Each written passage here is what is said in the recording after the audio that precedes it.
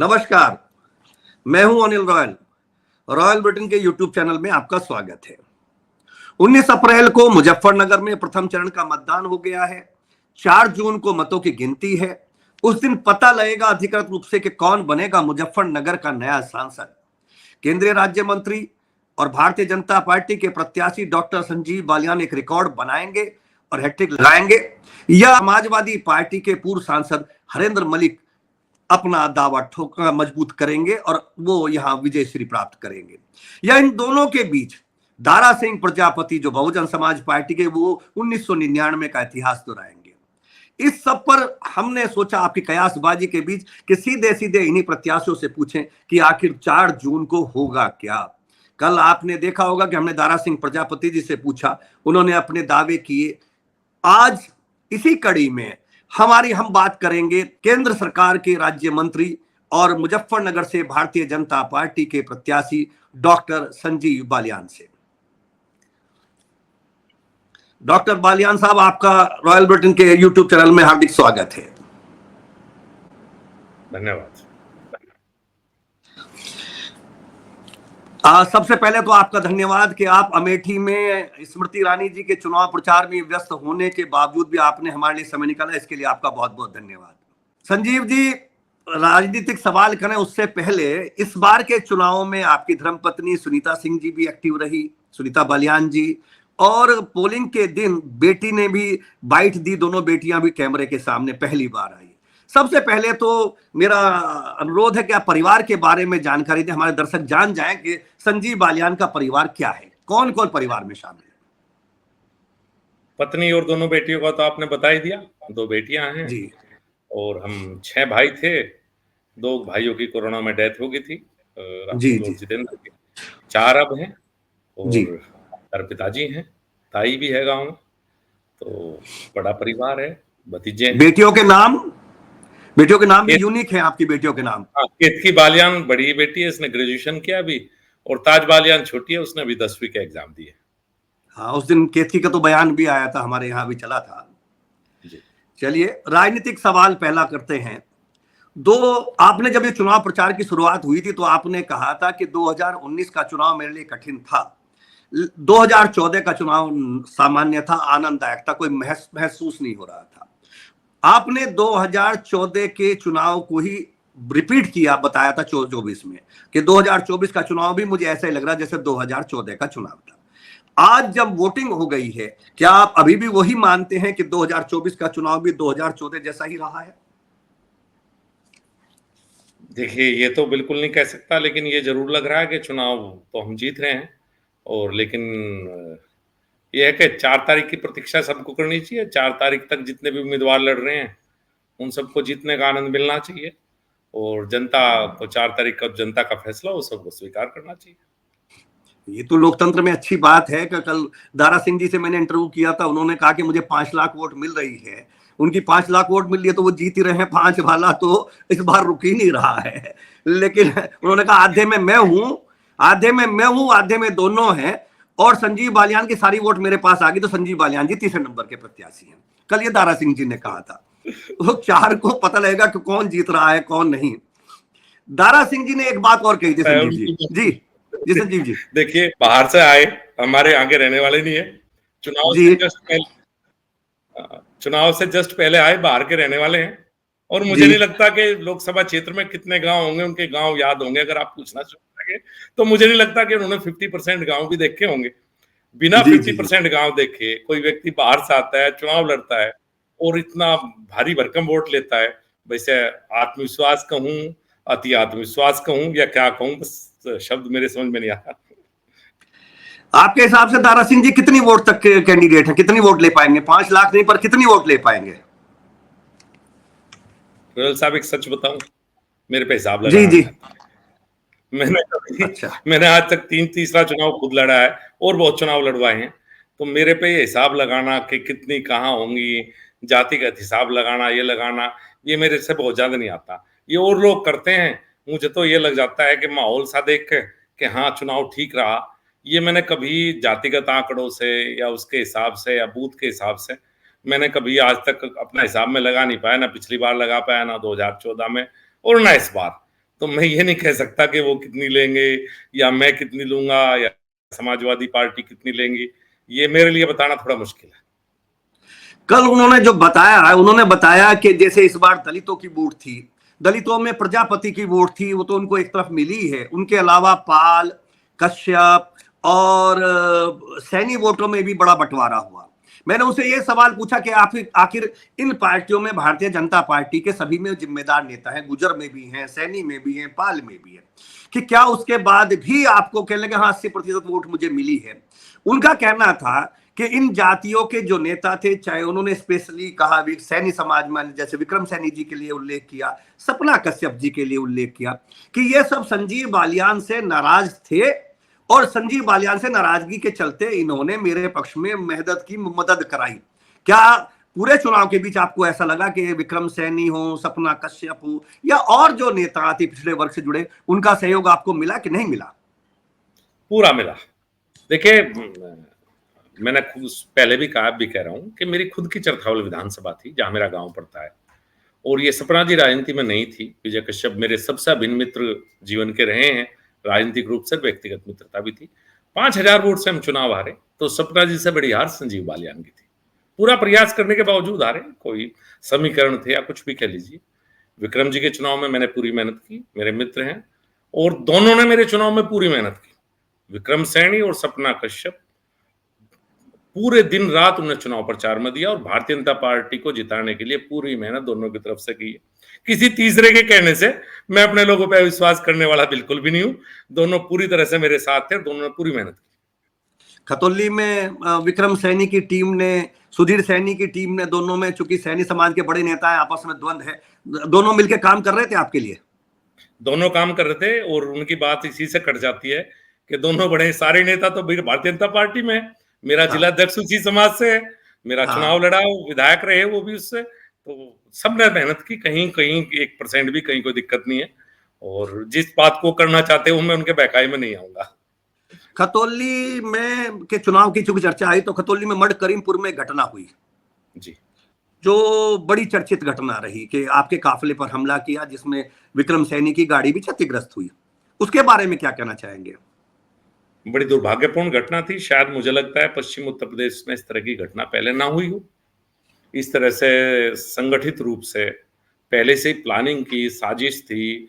Tiles, interlock tiles घरों की छतों पर चढ़ाई गई और अंधेरा किया गया पहले ही। जैसे मैं घुसा 2 मिनट के अंदर पथराव शुरू हुआ, बहुत सी गाड़ियां टूट गई, और विक्रम सैनी की गाड़ी तो इतनी टूट गई थी कि भगवान का शुक्र है वो मेरी गाड़ी में ना बैठते तो शायद कुछ और अनहोनी हो चुकी होती, और बहुत से युवाओं के, कार्यकर्ताओं के चोट लगी।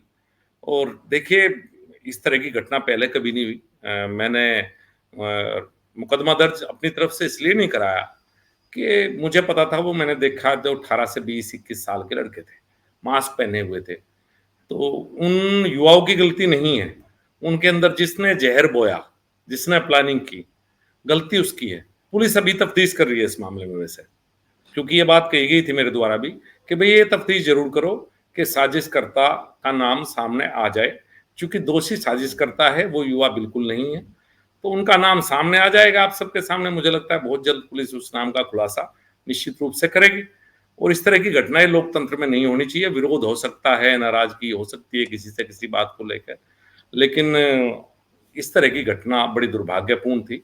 जो भी इसमें इन्वॉल्व थे उन्हें खुद ही शर्म आनी चाहिए। चुनाव वे लोग भी लड़ते ही होंगे या लड़ रहे होंगे कहीं ना कहीं, वे भी चुनाव लड़ते होंगे, यानी कि कोई पॉलिटिकल आदमी था, लड़ते होंगे, लड़ रहे होंगे, पॉलिटिकली आदमी होगा भाई। अनिल गोयल जी क्या तो साजिश पुलिस की जांच की लगभग 1 महीना हो गया, क्या पुलिस इस जांच में किसी निष्कर्ष पर पहुंची, किसी शक के बारे में आई कि फला व्यक्ति का? पहले तो मैं चुनाव में बिजी था, फिर मैं मेठी आ गया। मुझे लगता है कि पुलिस के पास धीरे धीरे क्लू इकट्ठा हो रहे हैं और बहुत जल्द इसका खुलासा पुलिस के द्वारा होने तो अच्छा लगेगा। मेरा कुछ कहना उचित नहीं है उसमें, क्योंकि कोई भी, चलिए, जो बात आप इनडायरेक्ट में कर रहे हैं हम उसको डायरेक्ट पूछ लेते हैं।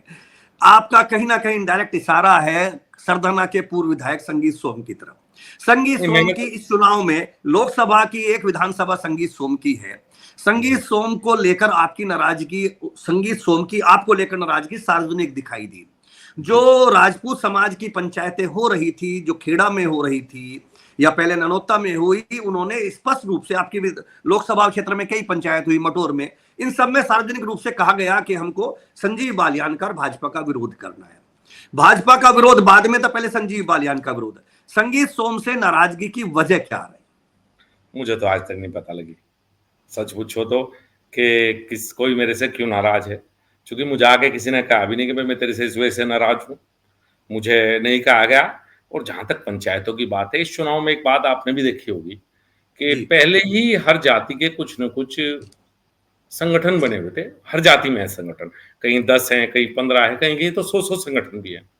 उन संगठनों का इस्तेमाल किया गया जातियों को तोड़ने में। स्वयंभू नेता बनाए गए हर जाति के, उनके द्वारा कॉल दी गई समाज तो वोट नहीं देगा। अरे भाई, किसी भी समाज का कोई व्यक्ति नाराज हो सकता है, समाज थोड़ा नाराज होता है। और कोई व्यक्ति अपने आप को किसी समाज का ठेकेदार नहीं बना सकता, जिम्मेदार नहीं बता सकता कि मेरे कहने से सब लोग जाएंगे। अब तो सोच स्वतंत्र है। जमाना ऐसा है कि भाई भी भाई के कहने से वोट नहीं देता, खुद ही अपनी चॉइस से देता है। भाई मुझे मोदी जी को देख के देनी है, या योगी जी को देख के देनी है, भारतीय जनता पार्टी को देनी है, किसी दूसरे को देनी है। तो ये इस तरह की एक स्ट्रेटजी थी इस चुनाव में कि जगह जगह जातियों के संगठन पहले से रजिस्टर्ड कराए गए, उन्हें बताया गया, उनके द्वारा कॉल दी गई। ये एक चुनाव की स्ट्रेटजी थी, मुझे लगता है। इस स्ट्रेटेजी में केवल आपके माल्या संगीत जी शामिल थे या कोई और भी आपको लगता है कि शामिल रहे हैं? अब पीछे कौन थे ये तो नहीं बता सकते। इतना तो नहीं पता। आप केंद्र सरकार, आपकी प्रदेश सरकार, आपकी इंटेलिजेंस या आपकी जिले का प्रशासन आपका है, अगर ये भी आप पाकिस्तान में बैठे हुए वो क्या घटना की प्लानिंग कर रहा, वो तो भारत सरकार बता देती है। आप भारत सरकार के मंत्री हैं और 10 साल से मंत्री हैं, तो क्या ये पकड़ में आया कि इसके पीछे कौन है, कारण क्या है? समाने पर पता लग जाएगा। जैसा कर्म करेगा बंदा वैसा फल देगा भगवान, ये है गीता का ज्ञान। जिसने जैसे कर्म करे उसे आगे भविष्य में ऐसा ही फल मिलेगा। जो ये आह्वान किया गया कि राजपूत समाज संजीव बालियान के खिलाफ वोट करेगा, संजीव बालियान को वोट नहीं देगा, क्या चुनाव में, मतदान में इसका कोई प्रभाव पड़ा है? कहीं कोई दिखाई दिया है आपको? अगर है तो कितना? पहली बात तो मुझे एक अजीब बात लग रही है कि 2019 का मेरा चुनाव याद है। अगर किसी एक समाज के किसी समाज की बहुत बड़ी भूमिका मुझे जिताने में थी तो राजपूत समाज की थी। सबको पता है, मुझे भी पता है।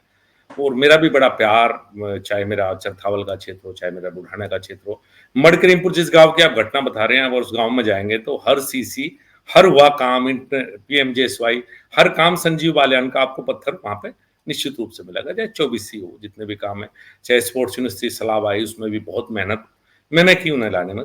मेरे बड़े अच्छे संबंध थे। इस संबंध को कुछ लोगों ने बिगाड़ने का प्रयास किया, लेकिन मुझे नहीं लगता, जितना मुझे लगता है कि परसेंटेज तो निश्चित रूप से कम हुई। वो तो हर जगह इस बार कम रही है परसेंटेज, उसके कारण क्या 9% तो मुजफ्फरनगर में भी कम रही है। सब जगह कम हुआ है वोटिंग परसेंटेज। लेकिन मुझे लगता है कि भारतीय जनता पार्टी को हमेशा से इस समाज का समर्थन रहा है, व्यक्तिगत स्नेह मुझे भी रहा है। और मुझे पूरी उम्मीद है कि जब इस बार काउंटिंग होगी तो निश्चित रूप से समाज का प्यार और आशीर्वाद जैसे पहले मुझे मिला है, वो प्यार ऐसे बना हुआ, किसी एक व्यक्ति के कहने से वो प्यार नहीं टूटने वाला। वही मान सम्मान प्यार ऐसे ही आगे भी रहेगा। चुनाव के बीच में, चुनाव के बाद संगीत सोम से कोई चर्चा, कोई बात हुई आपकी? नहीं, चुनाव के बाद तो नहीं हुई, चुनाव से पहले हुई थी। और उन्होंने कहा था कि मैं मदद करूंगा एक भारतीय जनता पार्टी का कार्यकर्ता होने के नाते। अब कितनी मदद की, कितनी नहीं की, ये आपको भी पता है, मेरे से क्या पूछ रहे हो? मेरा काम, मुझे पता सब है, मेरा काम तो पूछना है। जो मेरे दर्शक हैं वो पूछना चाह रहे भाई 4 तारीख को कौन जीतेगा। दिन में 100 फोन आते हैं तो 100 के 100 यही पूछने आते हैं, साहब 4 को कौन जीतेगा। आपके संयोग से आप ही के जो कैबिनेट मंत्री थे पुरुषोत्तम रूपाला जी, उनका भी एक बयान चर्चाओं में आया, जिन्होंने राजपूत समाज की महिलाओं को लेकर कहा, और जिसको लेकर गुजरात में, जो कि भारतीय जनता पार्टी का सबसे सॉलिड स्टेट है, उसमें भी विरोध के स्वर गूंज रहे हैं। क्या लगता है उस बयान पर आपकी क्या प्रतिक्रिया है? क्योंकि संयोग से वो आप ही के कैबिनेट मंत्री थे। जी बिल्कुल। मैं एक बात कहना चाहता हूँ, बयान तो बहुत ज्यादा नहीं पता मुझे उन्होंने क्या दिया था, क्योंकि मेरा खुद का चुनाव चल रहा था। लेकिन ये सच है कि आजादी से पहले इस समाज का बहुत बड़ा योगदान रहा, हिंदुत्व के लिए भी योगदान रहा और देश के लिए भी योगदान रहा है। मुझे लगता है कि जितनी लड़ाइयाँ इन्हें लड़ी हैं, इतनी और लोगों ने कम लड़ी हैं। तो मैं तो बहुत सम्मान करता हूँ उनके बयान के बारे में। वो खुद भी अपना बयान वापस ले जा चुके हैं, खुद भी वे कह चुके हैं कि मैं इस बयान को वापस लेता हूँ, तो उस बात को समाप्त समझा जाए। इस बार आपके साथ आरएलडी आया है जी। आरएलडी के आने के बाद एक नया परिवेश आया, नई व्यवस्था आई, नया कुछ माहौल बना। आरएलडी का आना आपके लिए कितना लाभदायक रहा और कितना अहित कर रहा? क्या लाभ रहा आरएलडी के आने का या नुकसान हुआ है? नहीं, लाभ रहा दोस्त। आरएलडी ने हमारे साथ गठबंधन में आई। चौधरी जयंत सिंह मेरे यहाँ 2 कार्यक्रम में आए। शाहपुर की जनसभा में आदरणीय गृह मंत्री अमित शाह जी के साथ वो थे, और उसके बाद आखिरी दिन एक रोड शो में भी वो मेरे साथ रहे हैं, और उन्होंने दिल से काम किया है, और निश्चित रूप से इस परिवर्तन का मुझे लाभ हुआ है। आरएलडी की जो बाकी जिले के संगठन के कार्यकर्ता, उनका भी आपको पूरा सहयोग मिला? पूरा, चाहे उनके विधायक हों और या और कार्यकर्ता हों, पूर्व विधायक या मंत्री हैं अनिल जी, मेरे यहाँ करीब 70-80 गांव में उन्होंने कार्यक्रम दिए। राजपाल बालियान जी ने काम किया, योगराज जी ने, जितने भी नेता थे, तरसपाल मलिक या और जगह भी थे, उन सब का उन्होंने काम किया है। कहीं पूरा मेहनत से, दिल से काम किया। इस बार अमित शाह जी आपकी रैली में आए थे, उनका एक बयान बड़ा चर्चाओं में रहा कि साहब ये जाट लैंड है, जाट लैंड है।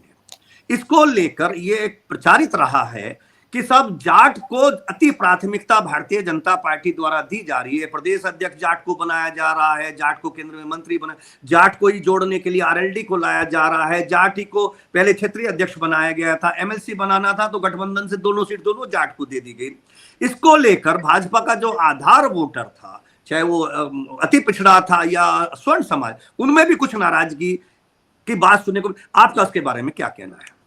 देखिए, हमारे जो प्रदेश अध्यक्ष हैं वो जातिगत राजनीति से ऊपर उठे व्यक्ति नहीं है, वो संगठन के कार्यकर्ता थे। भारतीय जनता पार्टी में ज्यादातर प्रदेश अध्यक्ष संगठन से बनते।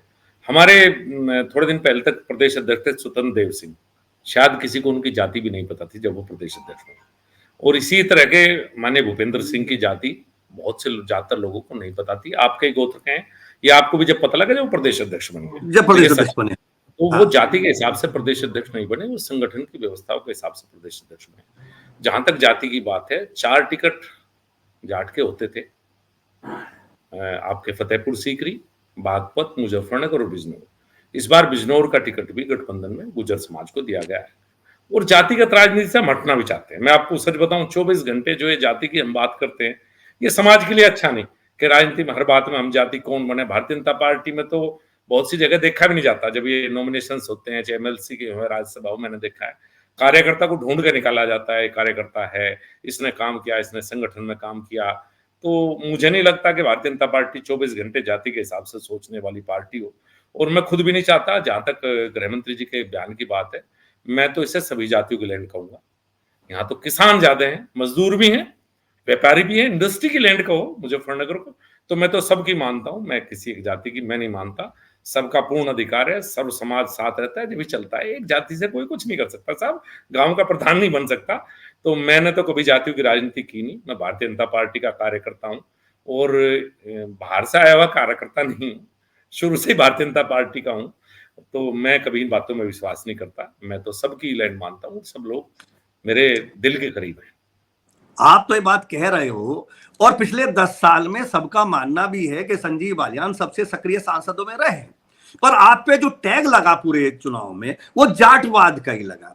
आप ही के पार्टी के कार्यकर्ता, चूंकि हमारे पास तो सब तरह के लोग आते हैं, उनका सीधे सीधे आरोप था कि संजीव बालियान जी के यहाँ जाट के अलावा किसी की सुनवाई नहीं, साहब जाट की बात करते हैं। जैसे सरदना के क्षेत्र में हमारी टीम जब गई तो उन्होंने कहा कि संजीव बालियान जी ने भर्ती के समय जाट के लड़कों को तो सिर मुंडवा दिए थे, और जो गंजे थे उन्हें एंट्री करा दी, जो गंजे थे उनकी। आप पर ये आरोप सबसे ज्यादा लगा, और जब ये अमित शाह जी का बयान आया, इसको और प्रमुखता मिली। आप पर ये आरोप आपकी सक्रियता के बावजूद भी क्यों लगा? कारण क्या रहा? देखिए, फौज की भर्ती मुजफ्फरनगर में तो भी हुई, लेकिन कभी किसी की सरकार रही हो, चाहे विपक्ष की भी सरकार, कांग्रेस की लंबे समय, किसी ने ऐसे आरोप कभी नहीं लगाए। ये घृणित सोच के कुछ व्यक्ति हैं जिन्होंने इस बात को जन्म दिया।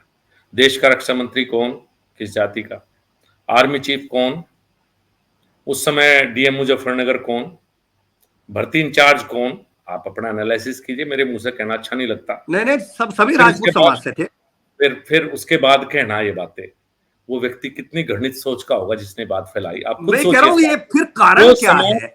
फौज की आपने भर्ती के बारे अपने में तो चुनाव कोई प्रश्न प्रचार भी नहीं था। में, संजीव जी, आपने अपने चुनाव प्रचार में लगातार ये बात बार बार आप रिपीट करते हैं कि एक जाति से एक गांव का आदमी प्रधान भी नहीं बन सकता। लेकिन इस बार के चुनाव में आपको केवल जाट चेहरा मानकर, जबकि सामने वाला भी जाट ही था जिससे मुख्य मुकाबला है, पर आपको जाट के रूप में ज्यादा कहा गया कि ये साहब जाट गर्दी संजीव बालियान मचा रहे हैं। पार्टी के लोग भी कह रहे थे, संगठन के लोग भी आपके कह रहे थे। कारण क्या है उसके पीछे? अच्छा, एक बात बताओ, आपने मुझे खूब सक्रिय कहा, मैं सक्रिय निश्चित हूँ, रूप 10 से साल से। इसका आपका विरोधी भी ये बात कहेगा कि संजीव बालियान सबसे सक्रिय सांसद थे, ये भी कहोगे रहे कि हैं, सॉरी, थे नहीं रहे, सॉरी। मुजफ्फरनगर में जितने विकास कार्य इन 10 साल में ये भी कभी नहीं हुए होंगे, ये भी सब कहेंगे। सभी कह जब रहे आप हैं। कहोगे कि 24 घंटे रहता है, विकास कार्य करता है, तो कोई गलत बात सोच कर तो किसी के बारे में निकालोगे क्या? फिर तो ऐसी बात कहो, कोई और बुराई तो ढूंढ नहीं सकते, काम में बुराई नहीं ढूंढ सकते, मिलने में बुराई नहीं ढूंढ सकते। मैं अपने घर पे जब मिलता हूँ, बाहर टीन शेड में बैठता हूँ। सबको पता है, जून हो जुलाई हो, टीन शेड में बैठ कर मिलता हूँ। कोई व्यक्ति आए उसी से मिलता हूँ। बहुत से लोगों को नहीं जानता तो भी नहीं मिलता। आसपास के जनपदों के लोग आते हैं, उनसे मिलता हूँ। तो जब मैं जो है निर्दयल में कोई बुराई ढूंढनी होगी और मुझे नहीं पाई, तो कुछ ना कुछ तो बुरी बात कहूंगा। और देखो, विरोधी पार्टी के अंदर भी होते हैं। ये सामान्य रूप से होता है राजनीति में कि आपके पार्टी के अंदर भी आपके विरोधी होते हैं। सबकी राजनीतिक महत्वाकांक्षाएं, सोचते हैं लोग ये हटेगा तो ये आएगा। तो ये प्रचार रहा, ये प्रचार कुछ मठाधीशों तक सीमित रहा है। जब आप गांव के स्तर पर किसी उससे जाओगे आदमी से पूछने के लिए, किसी भी वर्ग से, और वो अगर कभी मेरे पास आया होगा मिलने के लिए, बहुत से लोग आते हैं, बहुत से नहीं आते, तो वो निश्चित रूप से बात कहेगा, नहीं भाई, सबके साथ बराबर का व्यवहार हुआ और बराबर की बात हुई।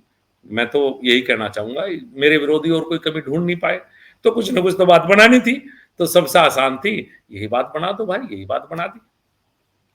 इसका कारण कहीं ऐसा तो नहीं कि पिछले 10 साल में मुजफ्फरनगर की भाजपा पर संजीव बालियान का पूरा आवरण, चूंकि आप इतनी ताकतवर नेता बने हो, मुजफ्फरनगर नहीं, पश्चिमी उत्तर प्रदेश में भाई केंद्र में मंत्री बने हैं, संगठन में आपके फैसले, आप जिलाध्यक्ष जो वो बनेगा जो संजीव बालियान चाहेंगे, शहर में चेयरमैन का टिकट जो 3 बार से विधायक बने, उनका उनकी जगह, उनकी पसंद की जगह संजीव बालियान की पसंद का व्यक्ति चेयरमैन का टिकट पा रहा। ये सब कारण ऐसा तो नहीं कि सब इकट्ठे हो गए इसी मामले में?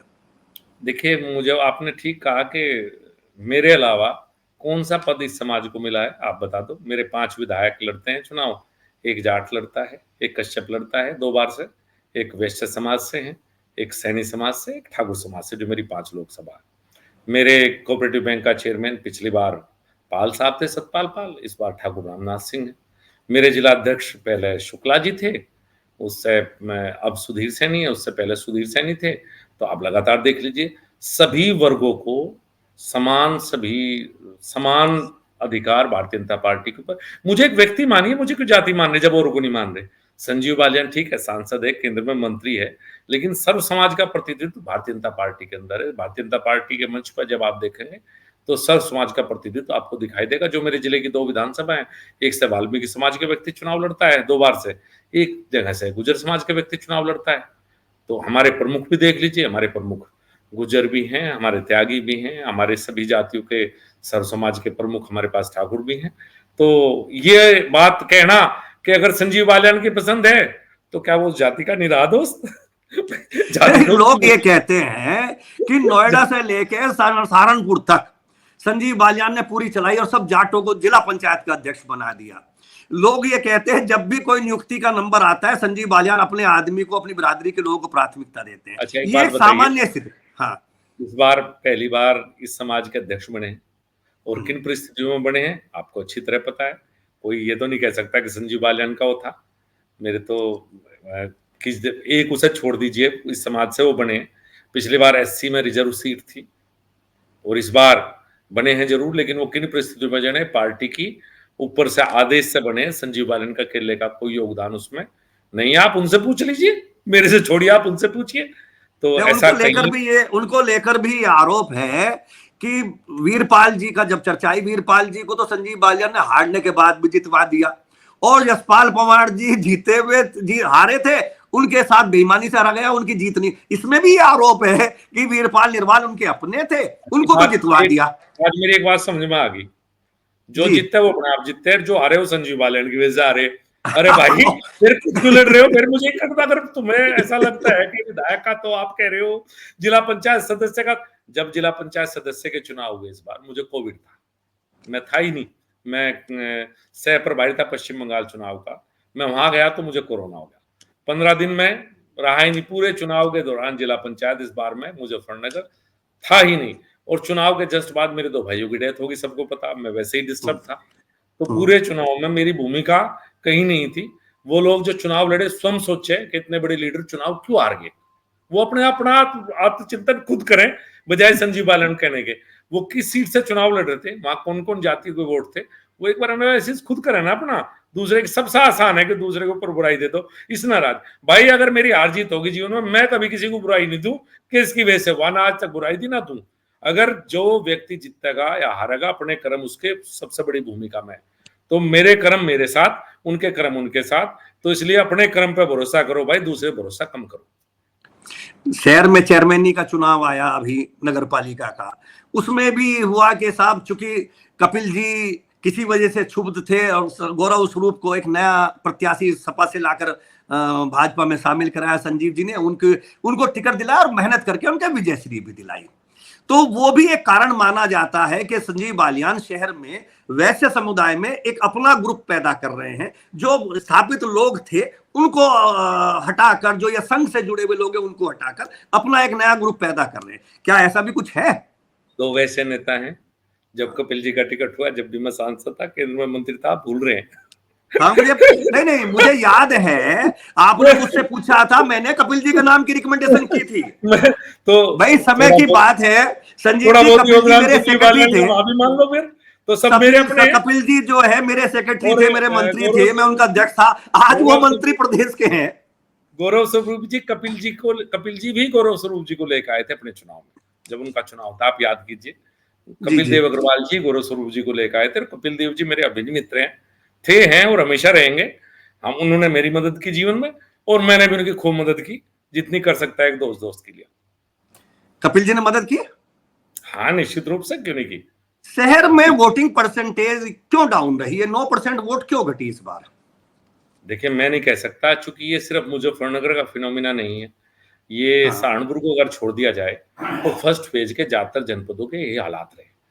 तो अब ये क्यों हुआ, कैसे हुआ, एनालिसिस तो सब लोग मिलकर करेंगे। मैं नहीं समझ पाया कि इसका कारण शहर नहीं, ये पूरे देहात में भी देखिए, देहात में भी आप वोटिंग परसेंटेज देखेंगे तो देहात में भी कम रहा है। तो इसका कारण क्या रहा कि पिछली बार से 8-9% वोट कैसे कम हुए, और जगह भी कैसे कम हुए। एक हर जगह हो रहा है, कोई ऐसा नहीं कि मुजफ्फरनगर अकेला इसमें हुआ है। आपने, आपकी टीम ने तो कुछ ना कुछ तो जोड़ा ही होगा, आपने जोड़ा होगा। तो उनका आकलन क्या है कि 4 तारीख को परिणाम क्या आएगा? हमारा तो मुख्य सवाल, जो हमारे दर्शक है उनका तो मुख्य सवाल ये है कि संजीव बालियान बताएं, उनके हिसाब से वो पहले नंबर पे हैं, दूसरे पे, तीसरे पे, या क्या स्थिति है? हमारा तो सीधा सवाल ये है। तो आपकी टीम ने, आपके लोगों ने, आप संगठन के लोगों ने जोड़कर आपको क्या बताया? ऐसा लग रहा माहौल सा कि चुनाव जीत रहे हैं, कहीं कोई दिक्कत चुनाव में है नहीं। कितनी वोट तक पहुंच पा रहे हैं ये नहीं पता।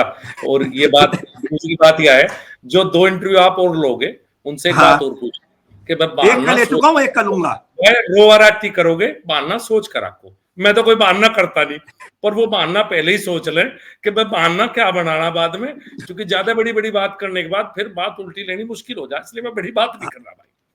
नहीं, मतलब आपको लग क्या रहा है कि कितनी वोट पर? अच्छा, बसपा प्रत्याशी को आप कितनी वोट मान रहे हैं? आपकी टीम ने तो जोड़ा होगा, आप नहीं जोड़ रहे, पर आपकी टीम तो है। और भाजपा वाले तो बूथ के हिसाब से जोड़ते हैं, बूथ निकला हुआ है। भाजपा वाले तो एक एक बूथ की बताते हैं कि इस पे 14 वोट पड़ी तो इसमें 3 हमारी है। भाजपा की इतना अच्छा गणित है, तो कितनी जोड़ी है वो तो बता दो।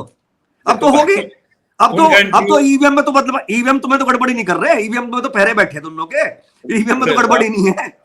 उनका इंटरव्यू मैंने पढ़ लिया, अब सुन लिया। सॉरी, आप आते आते मैंने कहा बस सुन लूं क्या कहा। इतने आत्मविश्वास में हमारा भाई है। देखो, बाहर से चुनाव लड़का आके, मैंने पहले भी कहा, इतनी वोट एकदम से वो ले गया कि उसने 5 लाख उसने सबके समीकरण बिगाड़ दिए। उसने सारी वोट इकट्ठी करके वो तो गठड़ी बांध के मेरठ ले गया। हाँ, कि 5 लाख में वो है और 5 लाख में आप अब बाकी सब 10 आदमी। मुझे इतना बढ़िया लगा जब आपने पूछा कि आप सांसद बनकर काम क्या करोगे। सेवा करूंगा। अरे भाई, कोई डॉक्टर हो, कोई वकील हो, किस सेवा करोगे? अरे भाई वो बताओ जिस काम के लिए सांसद का चुनाव लड़ना चाहते हो, क्योंकि अगले को समस्या भी नहीं पता कि आए क्या, या काम पहले क्या हुई है या भविष्य में क्या हो सकते हैं, ये भी नहीं पता। तो मैं क्या कहूँ, जितनी जनता ने दी होंगी ठीक दी होंगी। नहीं, कितनी उनकी कितनी मान रहे आप? पता नहीं दारा मुझे, की कितनी मान रहे? वाकई नहीं पता। अरे आप नहीं, ही जोड़ी तो हो संजीव जी, ऐसा तो हो सकता जोड़ी ना हो भाई, आपकी टीम ने जोड़ी होगी। वाकई मैं नहीं अच्छा, जोड़ता। सुधीर ठीक है, सैनी ने जोड़ के बताई होगी बूथ वाइज के मैंने बूथ अध्यक्षों से। अच्छा, सुधीर सैनी आपकी ने, पार्टी तो पन्ना प्रमुख में एक्सपर्ट है कि पन्ना प्रमुख, ये बूथ प्रमुख, बिल्डिंग इंचार्ज, आपके यहाँ तो सब है। तो आपके यहाँ तो जी, पन्ना प्रमुख ने बताया होगी मेरे पन्ने पे ये 30 वोट 3 में से इतनी मिल रही है। वो क्या अब बता गणित है? दें उस हिसाब से चुनाव जीत रहे हैं उनके हिसाब से। कितनी है वही तो पूछना चाह रहे हैं, हमारे दर्शक सुनना चाह रहे हैं कि संजीव भाटिया ने वाकई बताया कि नहीं पता, कितनी से। वाकई नहीं पता। ये तो कैद है अंदर, और जनता को पता है और अंदर पता है। पर एक बात बताऊं, जो जातिगत आधार पर चुनाव लड़ना चाहते थे, जो सब लोग जाति का गणित भाग, सपा हो या बसपा हो, 24 घंटे जो जातियों में उलझे रहे, इन्हें सबक जरूर मिलेगा। ये चुनाव सबक देगा। ये चुनाव मोदी जी के प्रधानमंत्री बनाने के लिए चुनाव था। ये केंद्र सरकार के, प्रदेश सरकार के जो अच्छे काम है उन पर चुनाव था। 10 साल में जो मुजफ्फरनगर में विकास कार्य है उन पर चुनाव था। जो 24 घंटे मेरी क्षेत्र में उपस्थिति रही, किसी को कोई कांटा भी चुभ गया मैं उसके साथ रहा हूं, ये उसके लिए चुनाव था। ये लोग जातियों में बांटने का, समाज को तोड़ने का प्रयास करते रहे। इन्होंने डिस्ट्रक्टिव पॉलिटिक्स की है और मैंने कंस्ट्रक्टिव पॉलिटिक्स की है। पूरे चुनाव में इन्होंने मुझे गालियां दी हैं, खूब बढ़िया बढ़िया तड़ तड़ के, ऐसे ऐसे गंदी गंदी बातें की है जो मैं कल्पना से परी थे, और मैं उम्मीद नहीं करता था। मैंने कोई शब्द किसी के बारे में चौधरी अजीत सिंह के सामने चुनाव लड़ा जब कहा, ना मैंने अब जवाब दिया। इनकी सोच इन्हें मुबारक। ना मैं व्यक्तिगत आरोप प्रत्यारोप की राजनीति करता, ना मैं किसी को नीचा दिखाना चाहता। इन्होंने जो किया, भगवान इन्हें उसे इस तरह का प्रसाद दे देगा, मुझे इतना पता है। 2014 में संजीव जी जब उत्तर प्रदेश में अमित शाह जी प्रभारी बने थे तो उन्होंने पन्ना प्रमुख समेत अति पिछड़ी उपेक्षित जातियों को भाजपा से जोड़ने का प्रयास किया था, जिसका परिणाम 2014 में और उसके बाद से भारतीय जनता पार्टी की निरंतर सफलता के रूप में आया। इस बार के जो बसपा के टिकट बटे हैं, सहारनपुर को छोड़ दें, कैराना में, चूंकि बसपा को भाजपा की बी टीम माना जाता था, कैराना में ठाकुर को, मुजफ्फरनगर में प्रजापति को, बिजनौर में जाट को, मेरठ में त्यागी को, बागपत में गुजर को, अगली दोनों सीटों पर गाजियाबाद नोएडा में ठाकुर को वोट दिया। ये सभी आपके आधार मतदाता माने जाते हैं। इनमें कहीं ना कहीं डेंट लगी है। विपक्ष ने भी हिमालय सैनिक को वोट टिकट दिया है बिजनौर में, तो वो कहीं ना कहीं आपकी को डेंट पहुंचा रहा था। 2014, 2017, 2019 और 2022 के चुनाव में हम लोग देखते रहे हैं क्षेत्र में घूम के कि दलित समाज को यदि हाथी दिखता था, हाथी मजबूत होता तो हाथी को वोट देता था, हाथी को वोट नहीं देता तो वो भारतीय जनता पार्टी को वोट देता था। इस बार हाथी मजबूती से चुनाव लड़ रहा था। दो सवाल हैं, एक, दलित का रुख क्या पहले जैसा आपके प्रति रहा है, और अति पिछड़े की जो ये नई स्ट्रेटेजी बसपा ने बनाई है या सपा ने टिकट्स दिए, इसका क्या प्रभाव भारतीय जनता पार्टी की सीटों पर आएगा? देखिए, बसपा ने इस बार समाजवादी पार्टी की हर जगह मदद करने का प्रयास किया है उम्मीदवार के तौर पर। अगर आप देखें, आपकी बात से मैं सहमत हूं, और बहुत सी जगह स्पॉन्सर्ड उम्मीदवार भी थे। अब हमारे यहाँ क्या कहेंगे भाई, क्यों आए? क्या लाठीचार्ज जो है गाजियाबाद में हुआ, रहने वाले मेरठ के, गाजियाबाद लड़ो, मेरठ लड़ो। यहाँ मुजफ्फरनगर में हुआ क्या कि भाई लाठीचार्ज हुआ गाजियाबाद में, आपने कुछ गलत किया होगा जब भी हुआ। अवैध प्लॉटिंग करोगे आप, अवैध प्लॉटिंग करके अगर प्रशासन तोड़ेगा, आपके यहाँ नहीं टूटते मुजफ्फरनगर में जो अवैध हाँ, प्लॉटिंग करते हैं। तो वो ऐसे आपने तो भेजे थे, वो तो आपने भेजे थे वो टीम एमडीए की उनके घर, उनके यहाँ प्लॉटिंग, तो उन्होंने कहा कि तो ऐसा सरकार कर लें, हाँ, ऐसा कर लें, जो भी अवैध काम करे वो जाति का बोर्ड लगा दे, क्योंकि जाति नाराज हो जाएगी मेरी। अवैध काम करना, जाति के आड़ में सबको अनुमति दे दो, फिर क्या सिस्टम रहेगा? तो जी, इस तरह के लोग आए हैं, बड़ा अजीब लगता है। चलो खैर, ज्यादा किसी के बारे में कुछ कहना नहीं चाहिए। प्रयास हुआ है, लेकिन जिस तरह का बाद में आखिर में माहौल बना है सब सीटों पे, मुझे लगता है कि जनता कितना ये प्रयास कर ले, जनता इनको नकारेगी। और पश्चिम उत्तर प्रदेश में ज्यादातर सीटें भारतीय जनता पार्टी, आप देखना, निश्चित रूप से जीतेगी। छोटे मोटे डेंट, भारतीय जनता पार्टी का इतना बड़ा वोट बैंक है, और सभी वर्ग, सभी समुदाय में भारतीय जनता पार्टी की वोट है।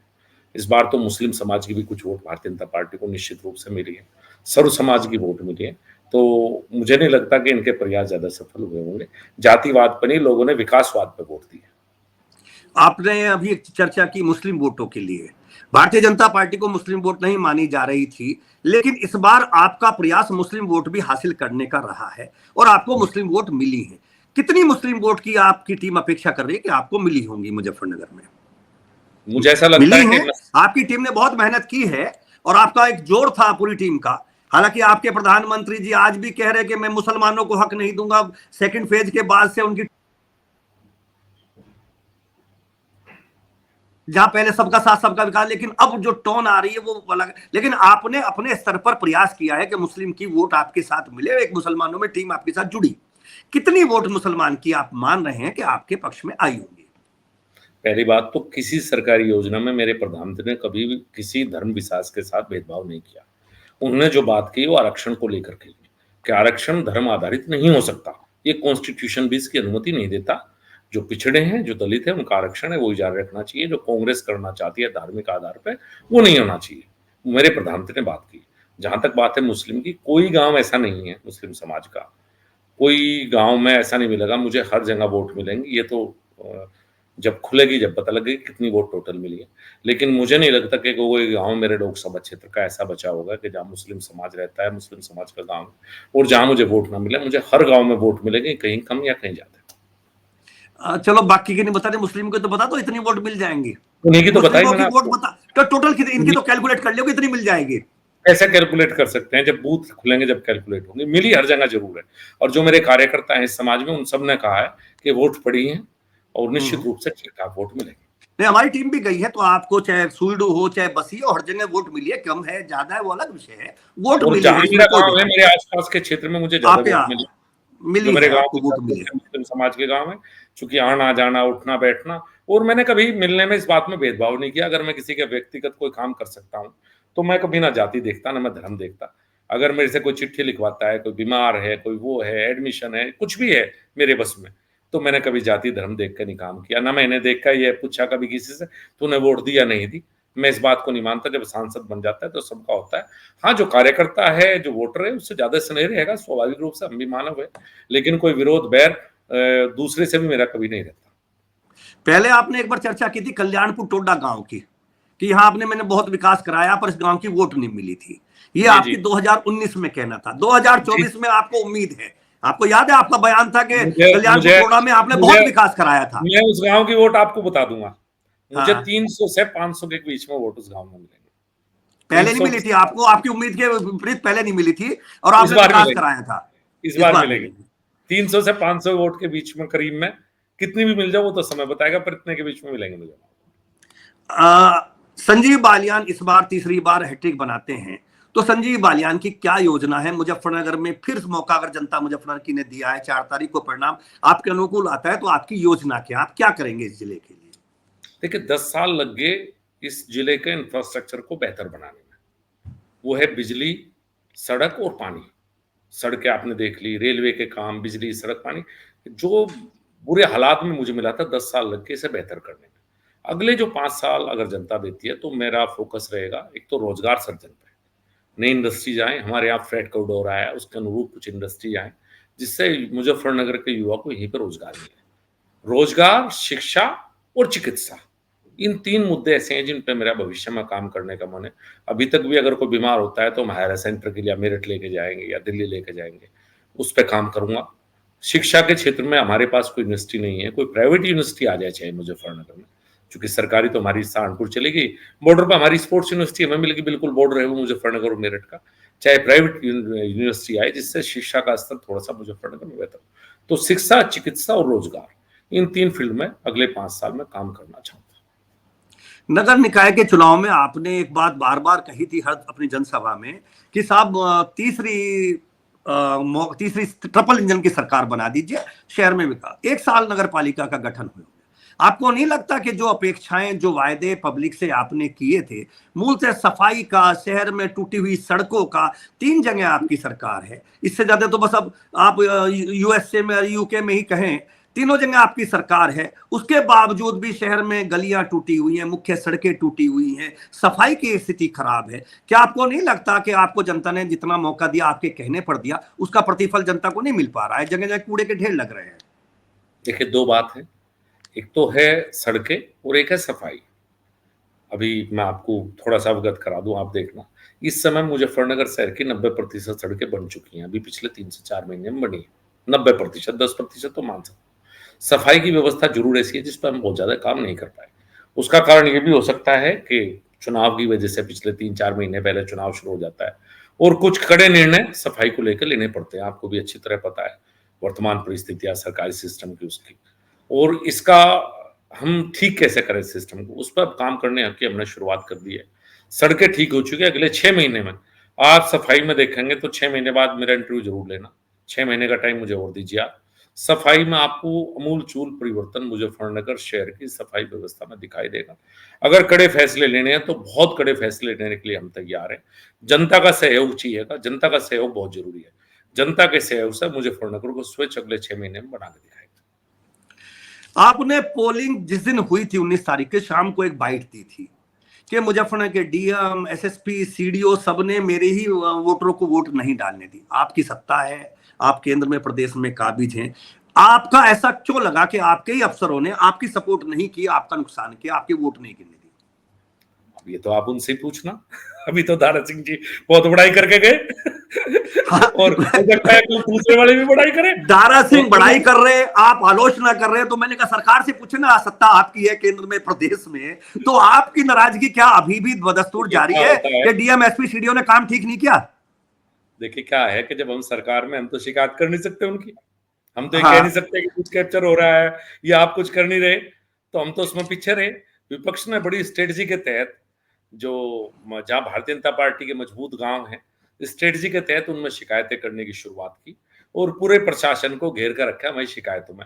अब मैं शिकायत करता तो अच्छा नहीं लगता, आपको भी, उन्हें भी बुरा लगता, और सरकार चूंकि भारतीय जनता पार्टी की है प्रदेश में, तो वहां भी बुरा लगता कि भारतीय जनता पार्टी का उम्मीदवार शिकायत कर रहा है। तो मैं तो शर्म में शिकायत कर नहीं पाया और उन्होंने पहले ही माहौल ऐसा बना दिया शिकायत करके। अब आप खुद देखिए, आप पता कीजिए कि मेरा गांव कुटुबा कुटुबी में कितना पुलिस फोर्स गया, कितने प्रशासनिक अधिकारी गए, और क्या वहीं बैठे रहे कि नहीं बैठे रहे, ये आप स्वयं पता कर लें, आप भी पता करेंगे। ये तो विपक्ष की रणनीति सफल हो गई। ये तो विपक्ष के लोगों की रणनीति सफल हो गई कि उन्होंने आपको और आपके प्रशासन को एक ही गांव में सीमित कर दिया कि बाकी कुछ नहीं। आप उसी गांव तो इस तरह के बहुत थे। मैं तो उदाहरण दिया है अपने गांव का, गांव तो ऐसे बहुत थे जो भारतीय जनता पार्टी का गढ़ कह सकते हैं। क्योंकि क्या होता है, जब प्रशासनिक हमला आता है, पुलिस बदतमीजी करते हैं, तो बूथ खाली हो जाते हैं, बहुत देर तक लोग वोट डालने नहीं आते, एक ऐसा तनाव का माहौल पैदा हो जाता है। तो ज्यादातर तनाव का माहौल पैदा करने का प्रयास किया, वो अपनी रणनीति में सफल रहे। तो उनकी क्या प्रशासनिक फैसलों से, प्रशासन के इस कार्रवाई से कहीं आपकी वोटों को नुकसान हुआ? हाँ, पक्का हुआ है जी, पक्का। कितनी वोटों का नुकसान हुआ होगा लगभग, जिनको आप मानते, कितने बूथ का?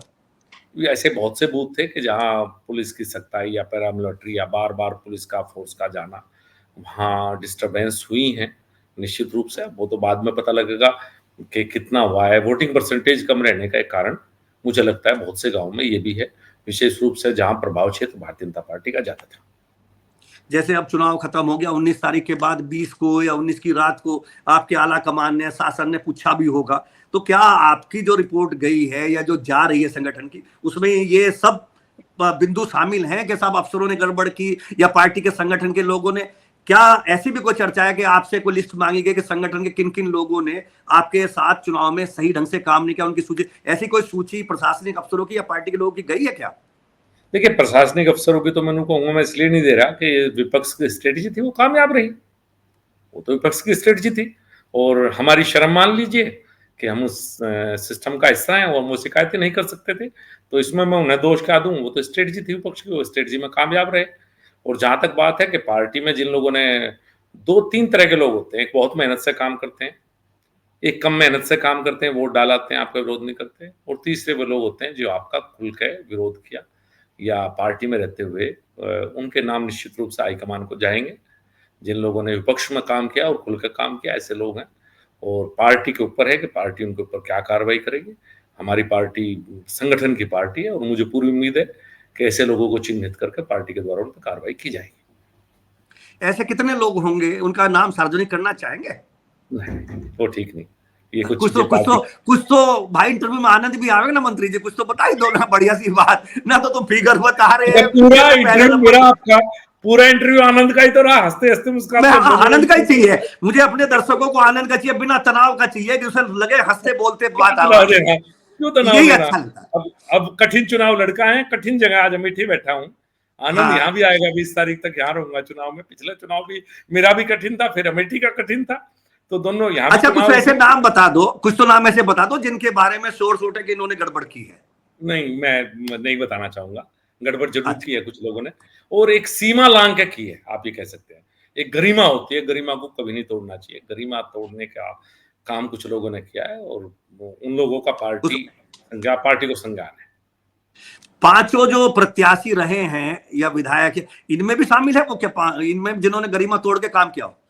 कुछ नहीं कह सकते इस बारे में, कहना भी नहीं, एक आदमी का तो खुल के आम, हमने संगीत का तो नाम लिया ही है, संगीत का तो उन्होंने सार्वजनिक रूप से स्वीकार ही किया था, लेकिन बाकी कोई नाम और नहीं, बाकी मेरे पास ऐसा कोई नाम। यदि आपका परिणाम आपके अनुकूल नहीं आता है जी, चूंकि 4 तारीख को जनता ने क्या फैसला किया, ईश्वर को क्या है, जी, जी। तो तब संजीव बालियान का अगला कदम क्या रहेगा राजनीति को लेकर?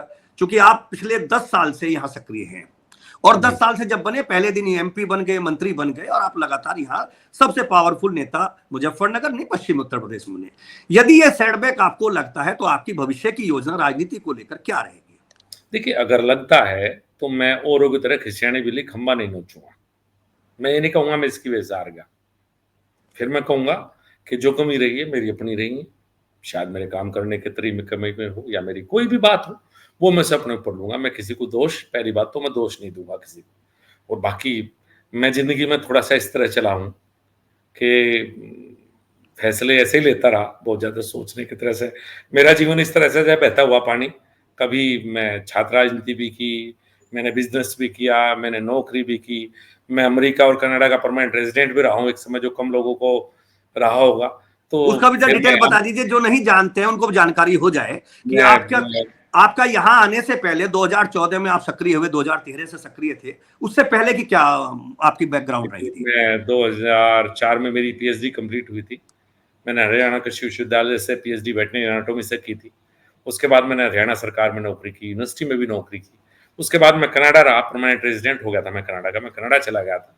उसके बाद मैं ग्रीन कार्ड मुझे यूएसए का हुआ, मैं यूएसए भी रहा हूँ। उसके बाद यूएसए में कुछ दिन मैंने पोस्ट डॉक्टरेट की एक यूनिवर्सिटी के अंदर, और उसके बाद मैं वापस आया। मैंने मेरठ और मुजफ्फरनगर में बिजनेस भी किया, अपने गाँव में भी रहा, और फिर यहाँ की वर्तमान जो परिस्थितियाँ थी, चूंकि मैं शुरू से ही विद्यार्थी परिषद में भी रहा हूँ, भारतीय जनता पार्टी से मेरा परिवार भी जुड़ा रहा, मेरे पिताजी भारतीय जनता पार्टी में रहे, और मैं भी बचपन से Bharatiya Janata party. Cooperative bank के चेयरमैन भी रहे थे भाजपा से ही। 1991 में चेयरमैन नॉमिनेट हुए थे।